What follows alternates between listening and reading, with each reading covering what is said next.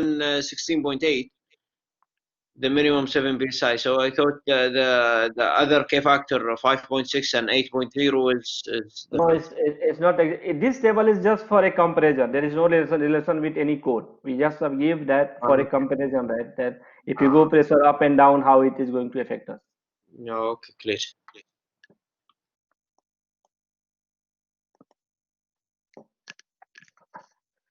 Now we came to response time index. What is the meaning of the response time? When there is a fire, and from that fire, within how many seconds, within how many time, within how much time, the bulb will fuse. We call it response time. We have two types of the response. We have a quick response and we have standard response. The difference between these two response is that the QR sprinkler or quick response having 3 mm bulb size, this one, and the standard response is having 5 mm bulb size. Now what they actually mean that, when they make the sprinklers, a company is making a sprinkler system, they will send their product to some of the approval agency like UL, FM, and other kind of the internationally approved lab settings. Those will check all those values for the sprinkler system, whether it is a quick response and standard response. And how they determine? We call it response time index or thermal sensitivity of the bulb. There is some test, the test we call plunge test. The plunge oven test. Inside the oven, they will just put your sprinklers and then they will give some hot air from some of the arrangement heater or the blower. The hot air will come at some temperature. At that temperature, they will check how much time they need to break this bulb, right? So the RTI or response time index determined by the plunge oven test. And what are those tests? In that test, what they are going to calculate, they'll just put your sprinkler inside a oven test, right? And they will note down what is the operating time of the sprinkler. Means when they start blowing hot air inside the oven, right? When the sprinkler system break, right? When the sprinkler system break, what was the temperature at that time? And what are the temperature of the air inside the oven, right? And what are the velocity of the air? And what are the thermal conductivity factor? So they measure sprinkler operating time in second, uh, the temperature at time the bulb fused, and what is the air temperature inside that, what is the velocity of the air inside the plunge oven test, and what is the thermal conductivity. So what are those points, what they are exactly saying? Let's say if you simulate at these areas, when there is a fire and heat when there is a fire, right, and heat is rising above into the ceiling area, the heat will transfer through the conduction and then they will go near this area. And now, sorry, the heat will transfer through the convection from the ground level up to the ceiling area. And when the heat reaches the ceiling area, those heat will transfer to this bulb. And now those heat will transfer through the conduction, because now it's a contact to the metal, contact surface. So it's become now a conductive heat transfer. That at what time exactly the bulb is going to break, they will note that point. And when the bulb got break, they will notice what is the air temperature inside the room, right? What is the air temperature, what is the air velocity, and what is the other factors.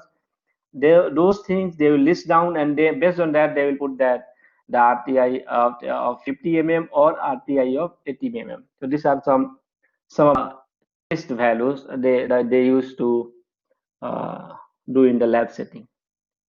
Now you must be thinking where we should use quick response and where we should use the standard response, right? Because this question is most often we have to comes in our mind when you are designing a sprinkler system with a value of K 5.6 and pendant type.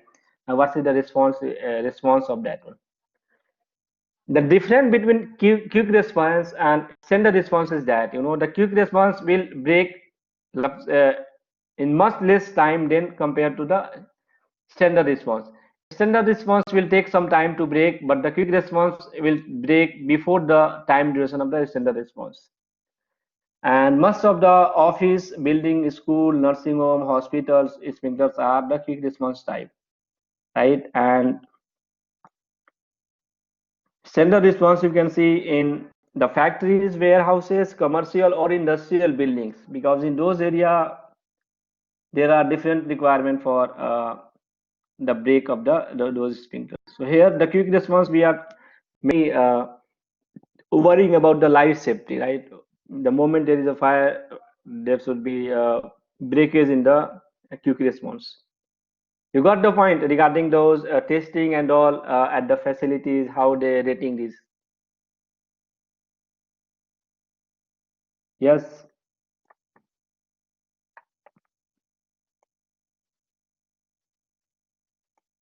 yes, my friend. Yes, yes. Yeah, Ahmad.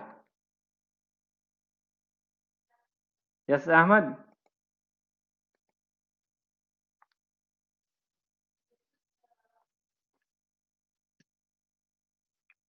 Ahmad. Yeah, it is clear for you, right? Okay. Mr. Rafi, Yeah, now the red color, yeah, bulb, I think. yes. Now different between quick and standard. Why? Because we don't want to open this is bulb sooner than the left one. The color is the same, but it look like the we are talking about the diameter is higher, the thickness of the bulb is higher. The This color is is almost inside same. inside liquid.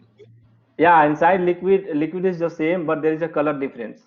No, so sorry, not color difference. The diameter only, the diameter of the bulb is a little bit different than the quick response. What they are saying, when there is fire, right? If you install these two sprinkler in one area, if there is a fire, the quick response will activate before the standard response. Maybe this will activate after 40 or 50 seconds, but this one will break after 70 or 80 seconds. This is the main Where difference. where activate early, quick, Yeah, yeah, quick will quick. be active. Yeah, quick will be activated early. So why NFPA says you have to put this sprinkler in the school, nursing home, hospital, office building, and the residential complex. The standard should be in the warehouse, factories, and some of the commercial site and all those areas. Because in those Yes, areas, they want to delay the response of the inspector a little bit compared to the quick response. because the cost, right? Different. The different. No, cost is the same. No, actually, not exactly the cost because in those areas, they want to break the glass to Ah, control the fire. To control the fire. atmosphere different. Atmosphere. Yeah, atmosphere is different. What will happen if you I'll come to that point. We have something if there is one building, right, and we have the quick response, and that is like warehouse, which those warehouse having very high hazardous materials, means high heat capacity material. So if that material is getting burned, they will give more amount of the heat. So that heat, those heat from the fire will may open most of the quick response sprinkler in those areas. So suppose we have designed only 12 sprinkler in those area, and this or they open more than 12, maybe 20 or 25. So when all the sprinkler will break, the flow and capacity will divide, and we will not get hydraulic as what we designed. The water quantity from all the sprinkler will be divided, and we will get less flow in all the sprinklers. So the system will be out of control. A sprinkler system cannot control those fire because we designed the sprinkler system only for hydraulically designed area. So if you are using the quick response in those areas, those sprinkler system will break easily. Once it break easily, water will come from the all the side. But we calculated only for, let's say, 12 sprinklers or 10 sprinklers. But now we activated 20 or 30, right? So flow will be more from the all sprinkler, and the pressure will be reduced. So we'll never get the fire control. Fire will be out of the control, and things will be destroyed, right? Siri. Yes, Okay. yes, okay. I hear you. Okay, so we discussed, when you are purchasing a sprinklers, right? you have to give the following information to the salesman, right? That what is the type of head type, what is the orientation type, pendant, upright, side wall, or concealed. The first one. The second one, we have to give what is the K factor, right?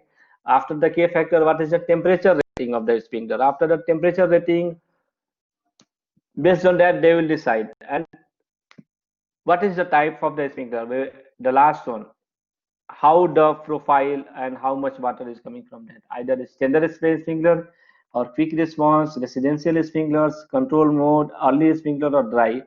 All those things we are going to discuss one by one, right? So we'll start with the standard space sprinklers. This is the most common sprinkler you will find in most of the facilities, like like office, warehouse, residential complex, hospitals, nursing homes. Most of the light hazard occupancies and ordinary hazard occupancy, we will get this kind of the sprinklers. We call it standard space sprinkler. If you can see this one, it is upright, and we can see this one, it is a pendant type. So these two are applicable. 8.4.1 says that upright sprinkler shall be permitted in all occupancies classification and building construction type. There is no limit for that one. But now they are saying it 8412 saying quick response sprinkler shall not be installed for extra hazard occupancies under the design density curve.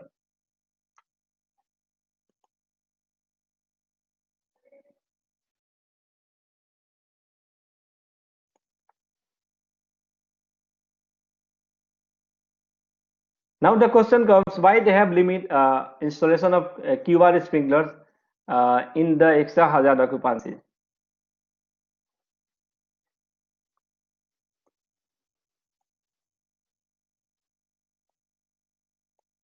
Yes.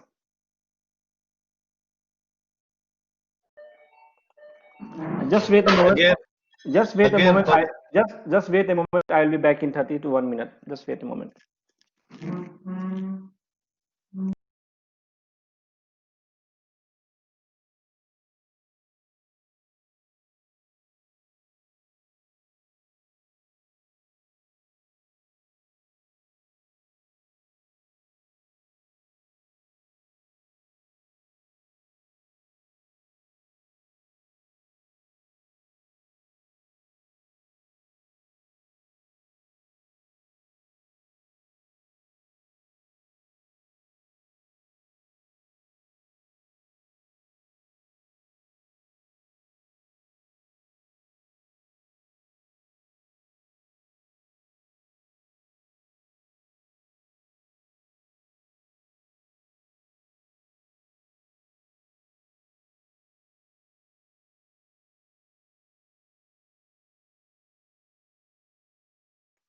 Yes, wait.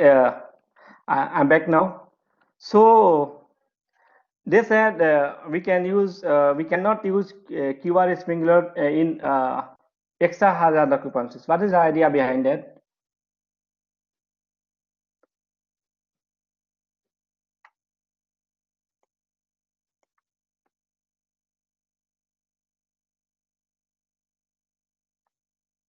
Yeah, exactly. Ahmad got the point.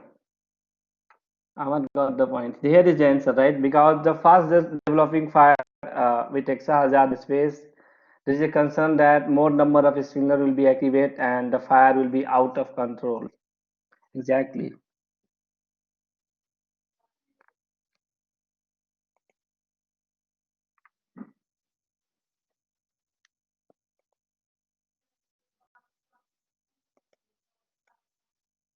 Now we came to the sidewall sprinklers, right?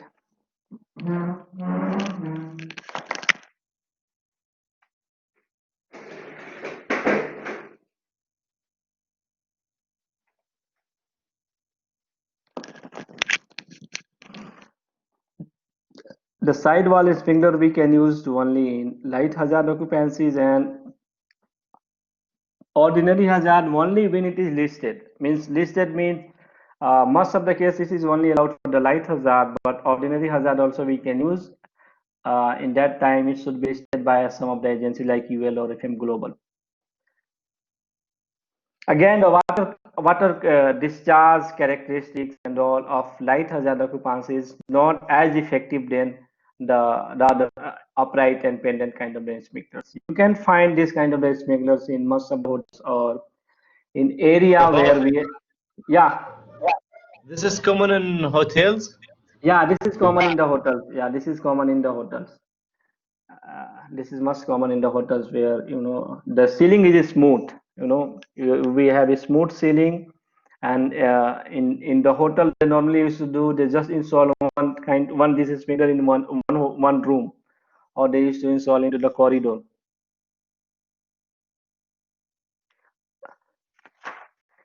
So this can be installed in the hotels area, and also sometime if we don't have enough support on the sea, we cannot hang the pipe because those pipe load is heavy.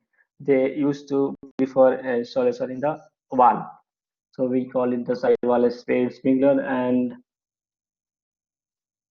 it is not as much effective than the upright and pendant sprinkler for all applications. So I just said use for the light hazard occupancies, not for the ordinary or extra hazard. Yes, you can use for the ordinary hazard, but should be listed by some agencies.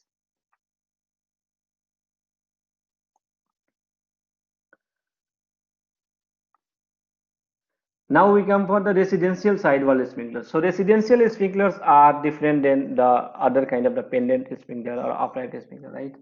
So this residential sprinkler active response limit, and the bulb will break very easily in case of the fire, and it is allowed only in dwelling unit or area joining the corridor, right?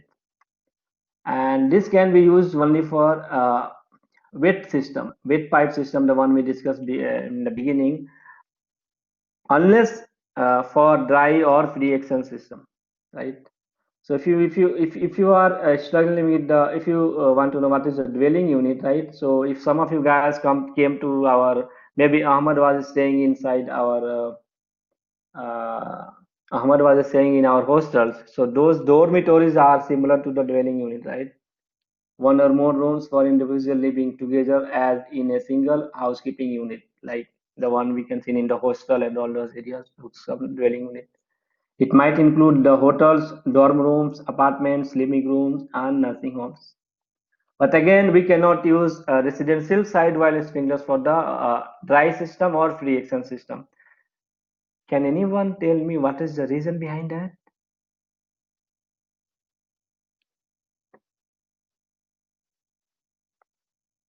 Yeah. Again, Mr. Ravi? We cannot use this kind of the sidewall sprinkler in pre-action or dry pipe system. What is the reason for that?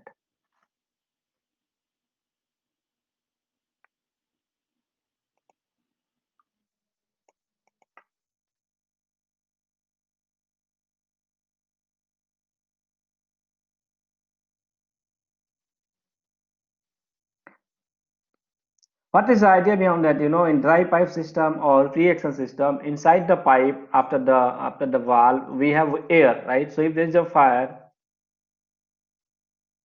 those air first go out of the pipe and then water will come, right? The valve will open only after the difference in the pressure. By that time, there might be the bulb, let's say the bulb fuse, this bulb fused at, sorry, let's say this bulb fused, right? After 50 seconds, after 20 seconds of the fire, right? So the bulb fuse and air going out, because since it's a dry or pre-action system, there is a nitrogen or air inside the system. So this air must need to go out in order to get the pressure difference into the piping, and then the dry pipe valve will open and water will come.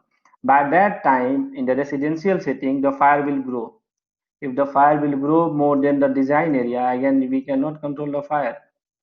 Right? This is the idea. They only limited for the wet system, not with the air and all inside dry or pre-action system.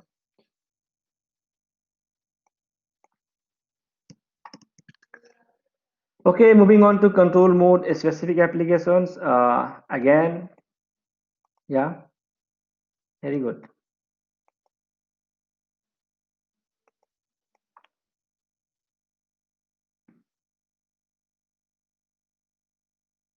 Coming back, moving on to control mode specific application, or we call it CMSA sprinklers. And this sprinklers only we are using for the warehouses. You know, warehouses and high challenge fire, right? To control the fire. Let's say there is a tire manufacturing plant or tire storage plant or group A plastic we have stored, and that we need more heat, more water to fight the fire. So what is the beauty of this sprinkler is that it is capable of producing large water droplets. You know, the droplets of the water is large, right? That is listed for its capability to provide the fire control for a specific high challenge fire. So the large droplet of water will reach the fire in this area. Suppose you install a 5.6 K factor, right? 5.6 K factor standard upright in sprinkler into this area. What is going to happen? All the water can, after this area only will turns to steam or vapors. It will not come down to this area. So in that, the fire will grow further and you cannot control the fire. How they are, you know, how they are testing this? They're testing this sprinkler based on the power law or T square fire. You know, those fire that grows like exponential, right? Like T square, and exponential means 2 to the power 2 is equals to 4. So within 4 seconds the fire, the heat will be this much, and after 16 seconds the heat will be much higher. So to fighting those fire we need high amount of waters at large droplet size.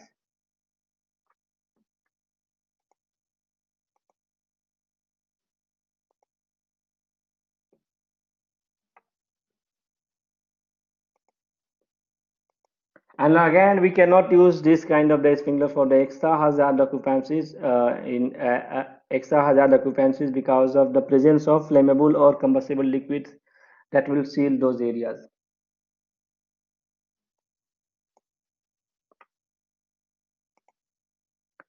Moving on to the early suppression fast response sprinklers. This is the most common sprinkler we can found in the warehouse applications. So the minimum K factor for this sprinkler is 11.2 or more, right? So did you guys remember I said the minimum pressure required 7 psi for the sprinkler system in the remote location. Now those rules don't apply to the CMSA sprinklers or ESFR sprinklers or control mode density application sprinkler or any sprinkler which is designed for warehouse application. What I'm trying to say that now the pressure requirement for this kind of the sprinkler will be as for chapter 12 to 21. Chapter 12 to 21 of NFPA 13. So NFPA 13 have a special chapter requirement for storage application. So those things will be totally different. They need maybe minimum pressure of 30 psi, or sometimes they need a minimum pressure of 65 psi for one sprinkler, and one sprinkler is giving 150 GPM flow. Can you imagine 150 GPM coming from one sprinkler, and there are 10 sprinklers in the design area or 12 sprinklers? The flow is more than 1000 GPM. But in our light hazard occupancy, we can limit only up to 150 psi for the total design area, right? So here in ESFR sprinklers, we need higher K factor to get more water quantity, and again it should be the fast response 50 meter per second. The RTI will be the 50, means it is like similar to the quick response sprinklers, and this used in the high challenges fire like rubber storage, group A plastics, or in area where there is a chances of exponential fire. We can use this kind of the sprinkler.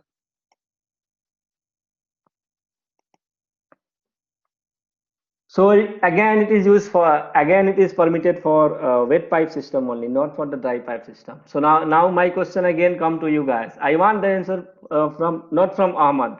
I want the answer from the other guys, because Ahmad is just giving the answer and first, and everyone is just leaving it. So this time I want answer from any guy other than Ahmad. What is the reason that they said this is permitted in wet pipe system only, not in the dry pipe system?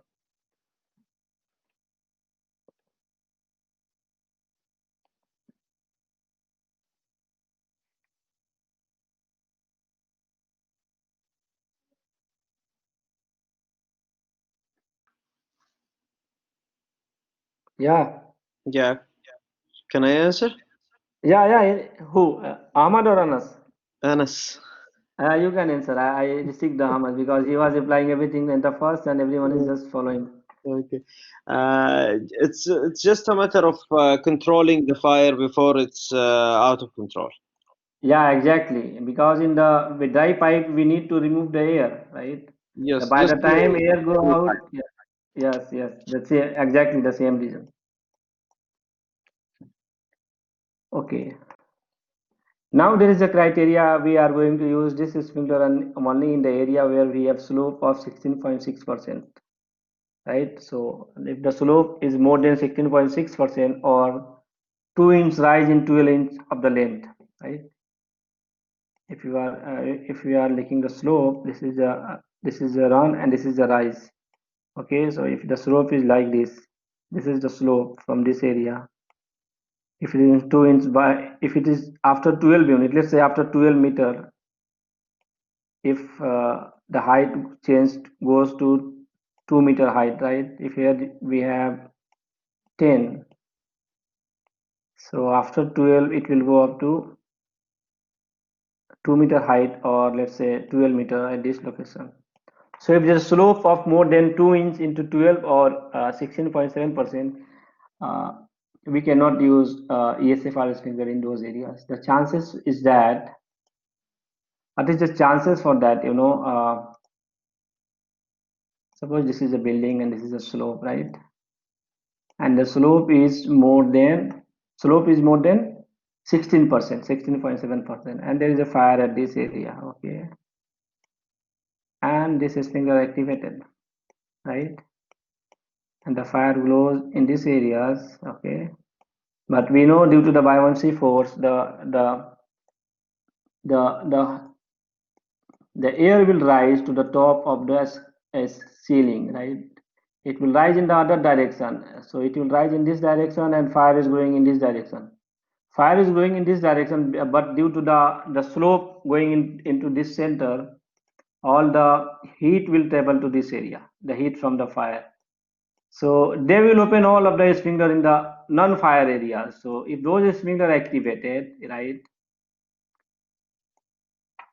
and this sprinkler are also activated because of it is exactly below the fire, and number of sprinkler activated more than the design. Let's say 20 sprinkler activated, right? So what will happen at those locations?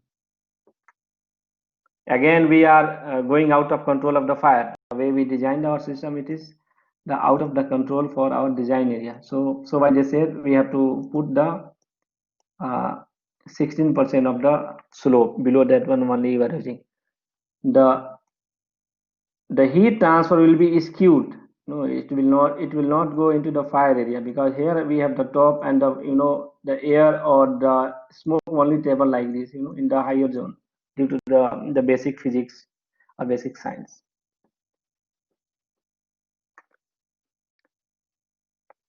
We can use this one to the roof only, right? And we can allow a storage up to 12.2 meter, where the building height, the maximum building height for this kind of the sprinkler is 13.7 meter, and it is allowing a storage up to 12.2 meter. So is that clear with the ESFR sprinkler, right?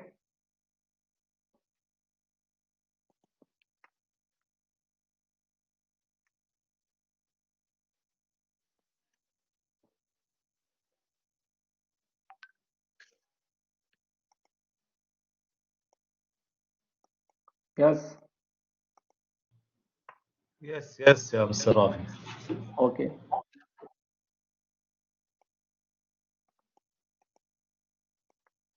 What is the idea? If the height of the storage, as for NFPA, if the height of the storage is more than some values, maybe more than, I don't remember exactly, The storage criteria, they said they have to install a sprinkler at the intermediate rack also. One sprinkler in the rack and the other sprinkler in the ceiling.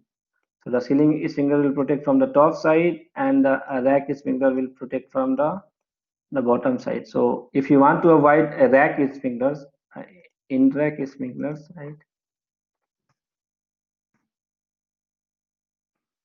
If you want to avoid in-rack sprinklers, we can use the ESFR sprinkler so that we can go up to a height of 12.2 meter of storage height without any problem. I think we already discussed this question before. You can Yeah. So I want to take picture only. Which one? This one? Before. Okay, 48. take this. Okay, thank you. And I think this question we discussed already, right? Why we cannot use in dry pipe system.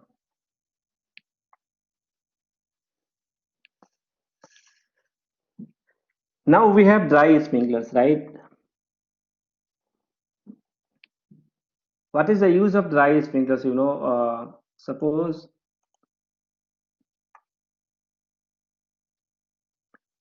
let me go back to those blackboard. Sorry, whiteboard. We have whiteboard. Suppose this is your warehouse, right?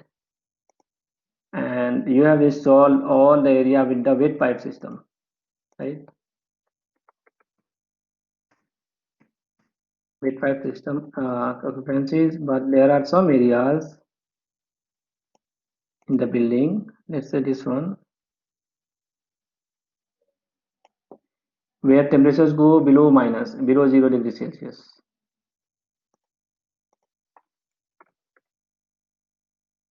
Freezing temperature, right? Now we discussed before the dry pipe system is costly for the installation also and costly for the maintenance also, and there is more accessories, so it is cost effective, not a cost effective solution. So for this small freezing area only, we cannot use the dry pipe system because it's costly and all. So what we can say, all those areas should be installed as the general wet pipe conditions, and this area we will use the dry sprinklers. So what is the beauty of those dry sprinklers is that I will come back to the slide again. Suppose inside that, let's say this is your this is the layout, right? I'm just drawing you the sectional view of that one, you know, the sectional for this one, right? This inside we have a freezing temperature, and we can install a dry pipe system in those areas from the top side.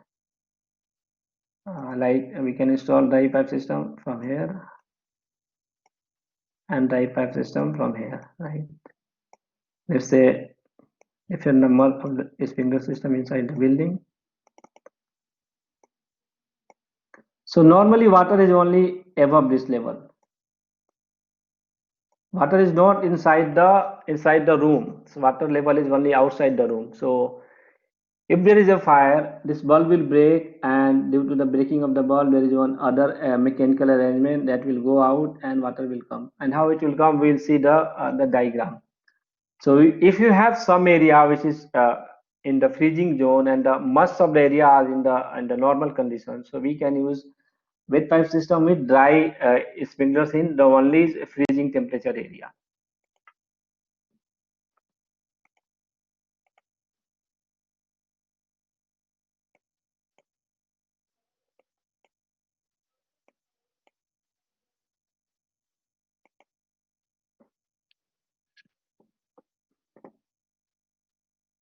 You can see these are the dry pipe sprinklers, right?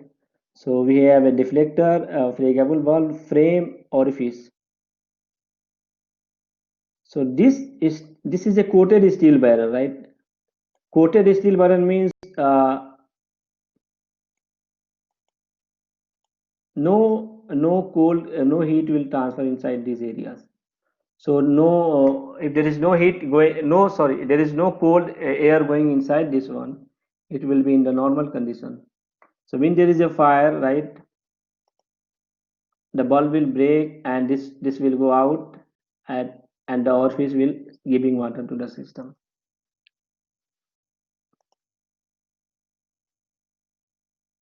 I will share you the videos of this, how this dye sprinkler is working. It will give you a more clear idea of that one. Right? Yeah, right. But how we can integrate the the dry system into the wet system? Can we just No, use? this is a complete wet system. Okay, this is a complete wet system. I think can you silent your microphone? Yeah, okay, because I was getting double echo sound. So this is the same as a pendant sprinkler, and this is the upright side.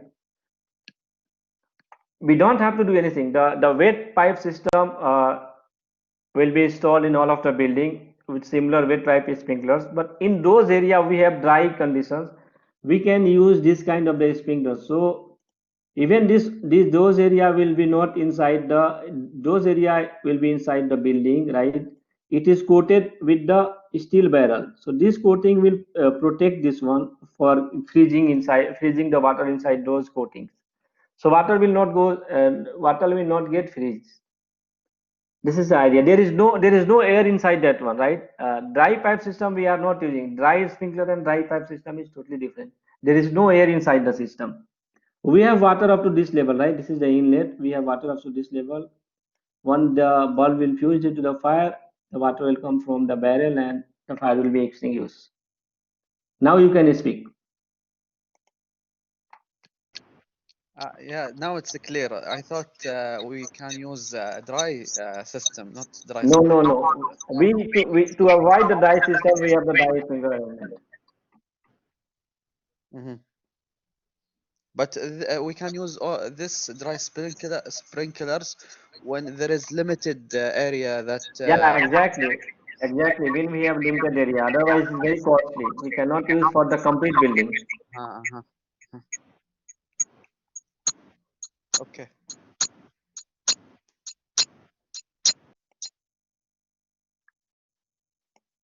And even in those Western country, if they have problem with the freezing, right?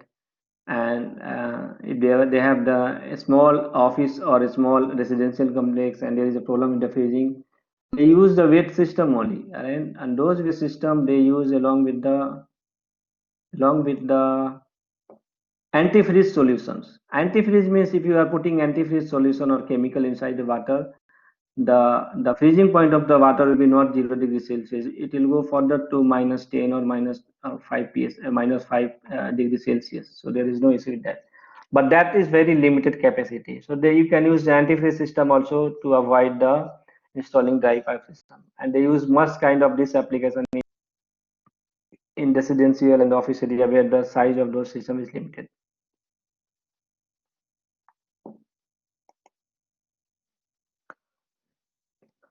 Okay, so we have some corrosion resistant sprinkler, the special service sprinkler, right? Corrosion resistance, and even though even the dry pipes also are under a special service condition. So we can use we have only a small area of those quantities, right? We can use dry pipe system. Now we have some other sprinklers as well: corrosion resistance sprinklers, institutional sprinklers, ornamental or decorative institutional, right? So the corrosion resistant sprinkler we can use in area where there is a high chances for the corrosion. Let's say, for example, in some metallurgical areas, metallurgical smelters, power plants, semiconductor fabrication facilities, or chemical processing plants. Those area, there is high amount of corrosion atmosphere all the time. That is normal sprinklers will be corroded easily. So in those areas, they use the corrosion resistant sprinklers.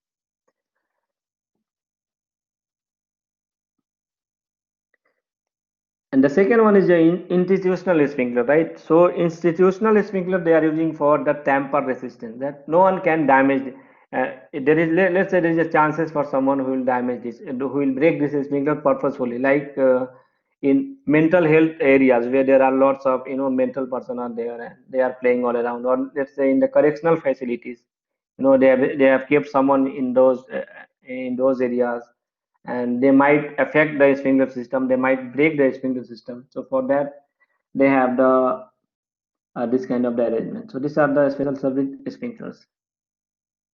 The last one we have ornamental decorative sprinklers, right? So ornamental means it's like giving the beauty to the sprinkler system, right? Suppose if you are a architect and you design a sprinkler system to look is very nice, right, and beautiful, and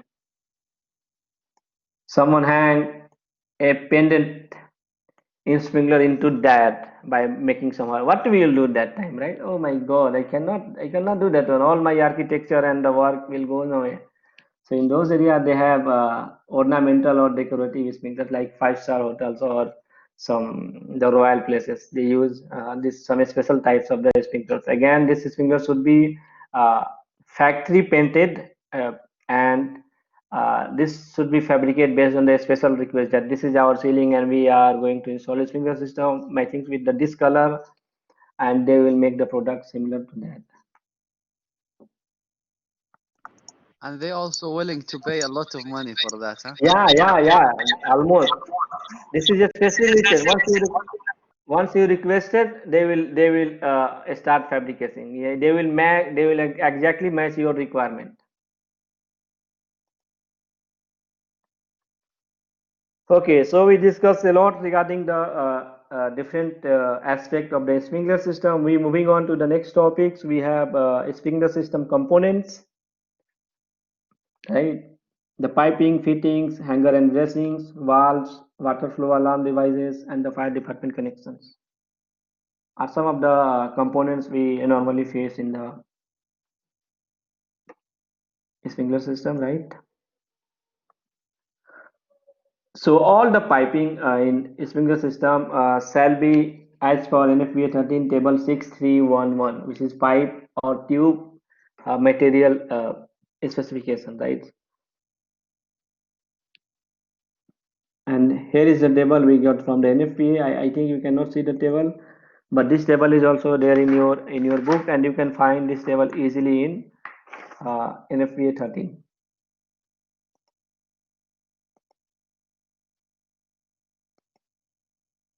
So we have to use steel pipe, or we are allowed with the CPVC pipe.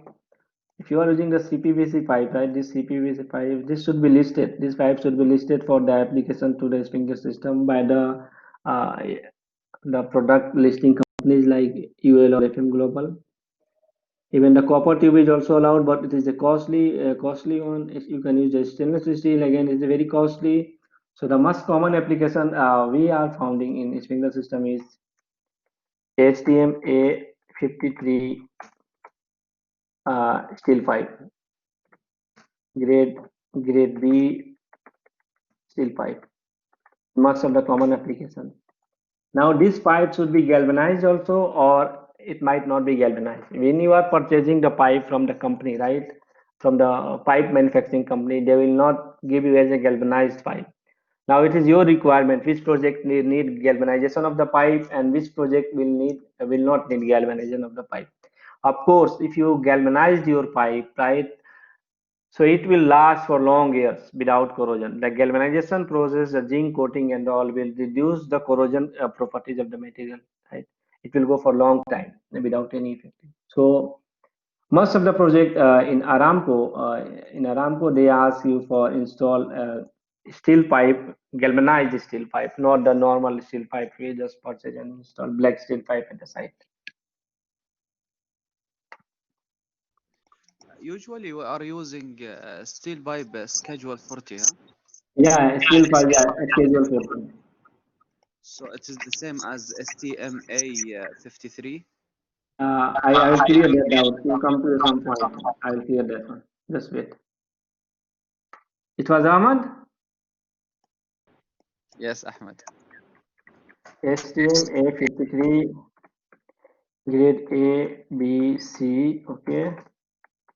Schedule 40, right? And then there might be go to NPS 4 inch and so on.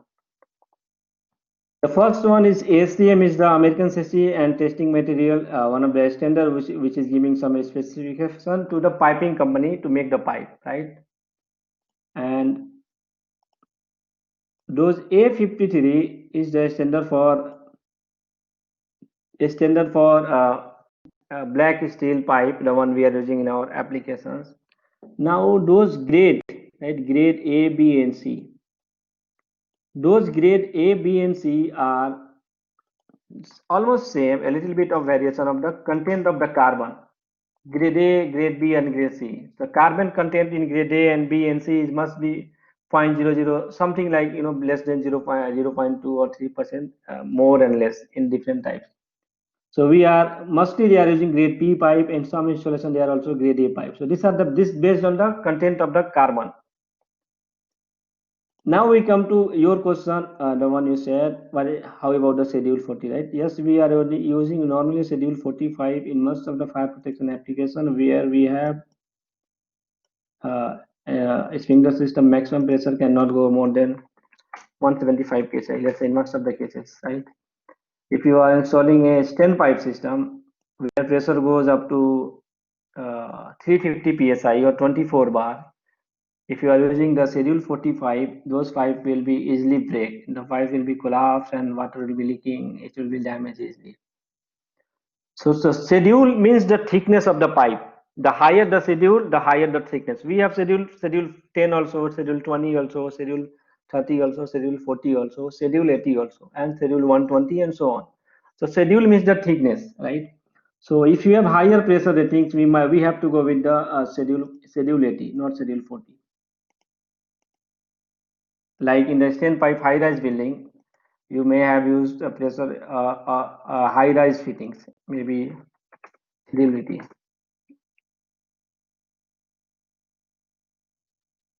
ASTM is the standard from American Society. ASTM means American Society for Testing Material.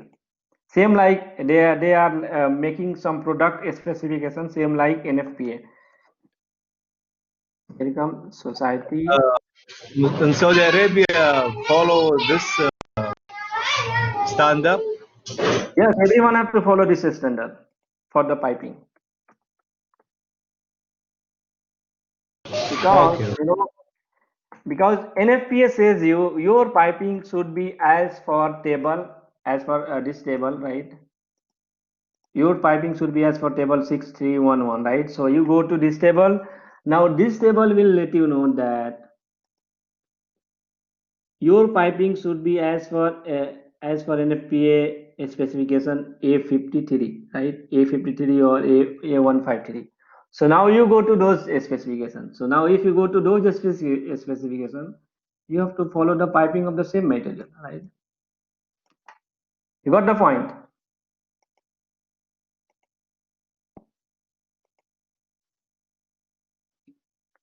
Okay.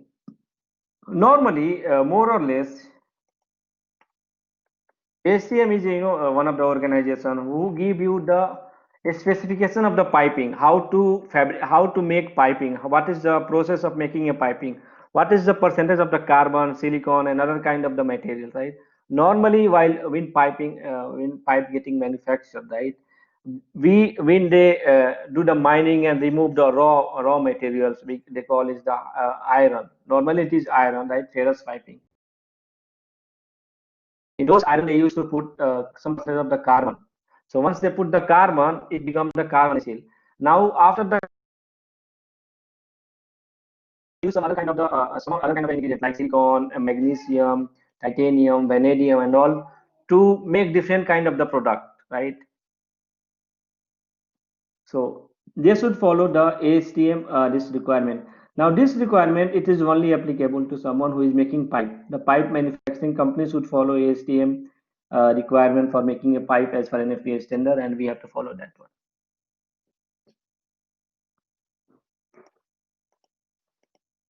And this pipe do not need the listing of UL, so we don't have UL listing on this piping, right? In the steel piping, we don't need the well or FM listing materials. But if you are using the plastics pipe, right? the CPVC pipe should be listed. It should be listed by some agencies because of the burning capacity and damage properties of those pipes.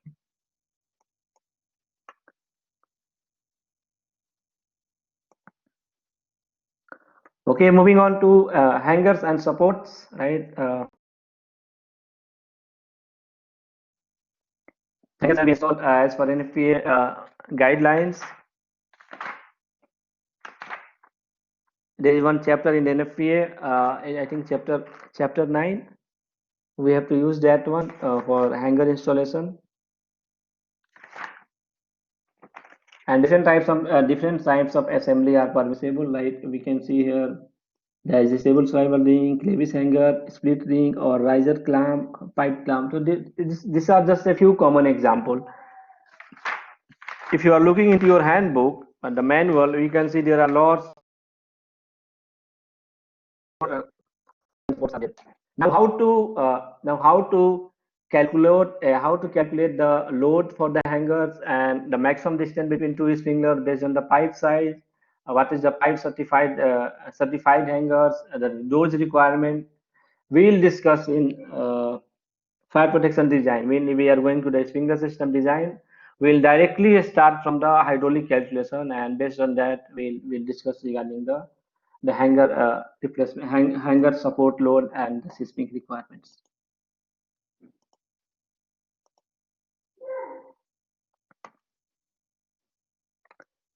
The control valves, right, which control the sprinkler risers, might be a PIV or OSI type gate valve, or maybe an indicating butterfly valve, right?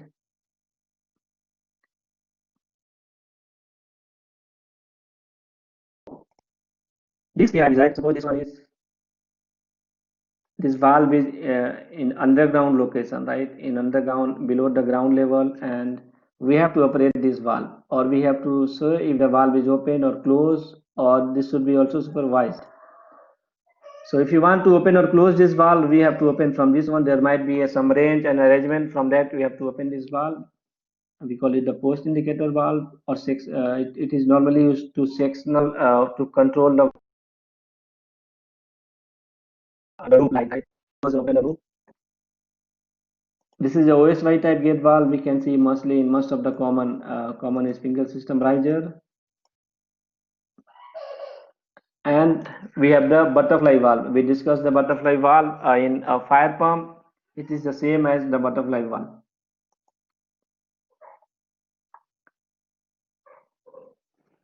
Now inspector, test and drain valve, right? IT and drain valve we have as for just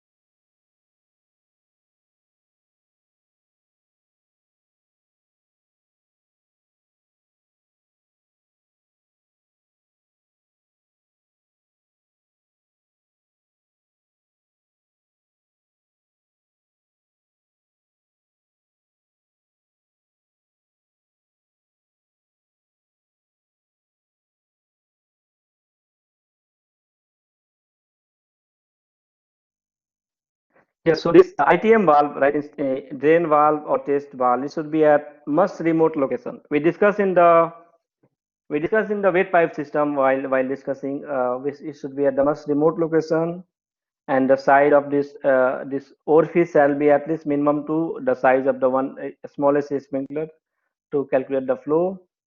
We need it to inspect the flow, how much flow and pressure is coming system. At the same time, to check the working principle of the water flow switches, right? The activation time and all.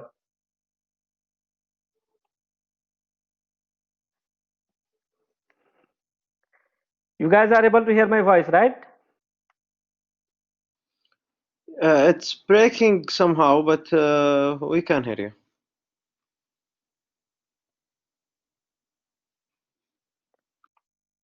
Okay, we have alarm check valve, right? We have alarm.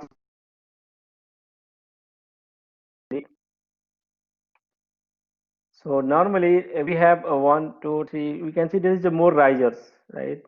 So if your building is, if you have a very big facilities, right, and we need different sprinkler system in different zones. In those area, we can put a common header for the water lines, and then we can put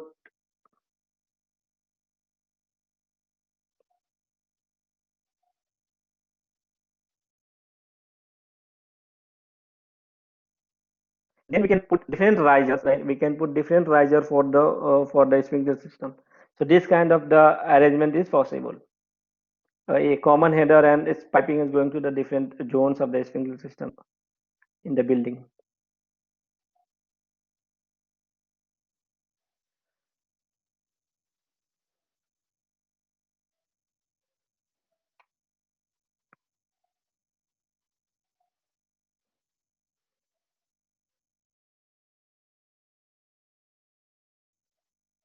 I think let's take a break. I will be back at 5:45.